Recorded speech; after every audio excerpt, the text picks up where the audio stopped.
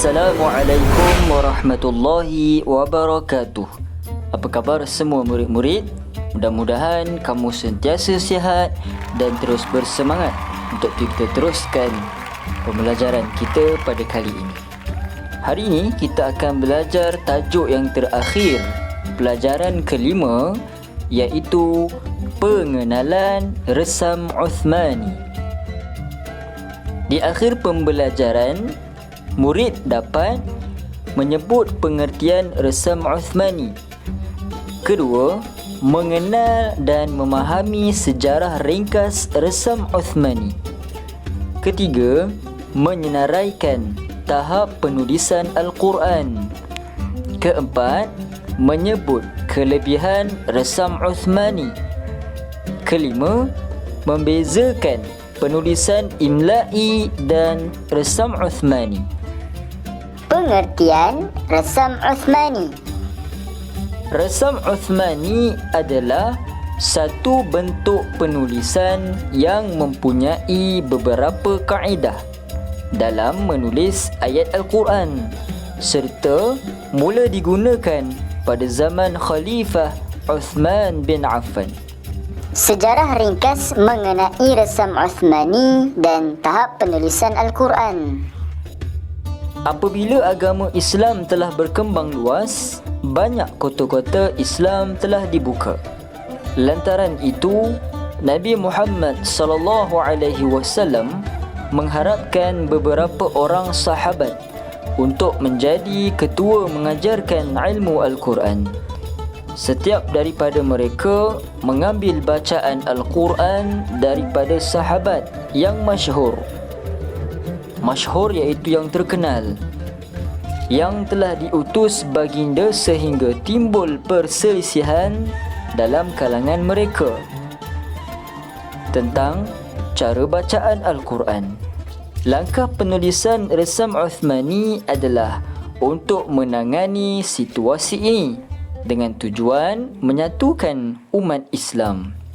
Di antara nama-nama penulis wahyu semasa zaman Nabi Muhammad SAW, pertama, Abu Bakar As-Siddiq. Kedua, Amr bin Khattab ataupun Umar bin Khattab. Ketiga, Uthman ibn Affan. Keempat, Ali ibn Abi Talib. Kelima, Muawiyah bin Abi Sufyan. Keenam, Zaid bin Thabit. Ketujuh, Jabir bin Abdullah. Kelapan, Abi bin Ka'ab. Sembilan, Khalid bin Al-Walid. Dan yang terakhir, Abbas bin Sa'id. Setelah Rasulullah SAW berhijrah ke Madinah, baginda telah menggalakkan penulisan dan mendorong agar umat Islam belajar menulis. Hasilnya, terdapat lebih 40 orang penulis di kalangan umat Islam pada masa itu. Kebanyakan mereka adalah penulis wahyu, iaitu penulis Al-Quran. tulisan dan penulisan Al-Quran. Terdapat perbezaan di antara khat dan resam. Khat berhubung dengan pembentukan huruf, manakala resam adalah mengenai pembentukan perkataan menerusi huruf-huruf hijaiyah. Menurut sejarah, penulisan ayat-ayat Al-Quran telah dilakukan di bawah pengawasan yang pertama, Nabi Muhammad SAW ketika di awal penurunan wahyu Al-Quran dengan menggunakan khat Al-Anbaril Hayri.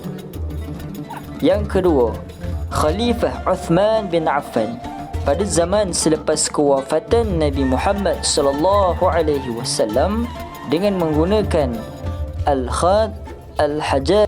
Selepas itu, timbul usaha menukarkan bentuk tulisan dari khat Al-Hajazi kepada khat-khat yang lain seperti khat Nasakh, Thuluth, Riq'ah dan lain-lain.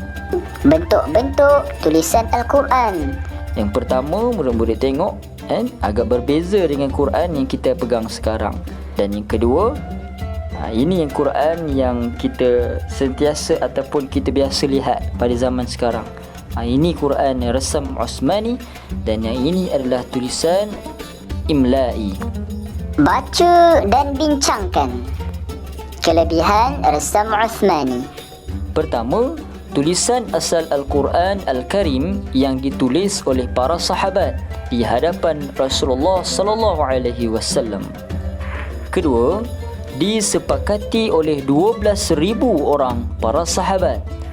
Ketiga, sebagai bukti Al-Quran terpelihara sehingga hari kiamat. Aktiviti berbincang dalam kumpulan bagi membezakan tulisan imla'i dan resam Uthmani. Murid-murid tengok gambar yang di sebelah kanan dan gambar yang berada di sebelah kiri. Sama je murid-murid. Kita tengok Bismillahirrahmanirrahim. Sama juga Bismillahirrahmanirrahim. Yang belah kanan tulisan imla'i, sebelah kiri resam Uthmani.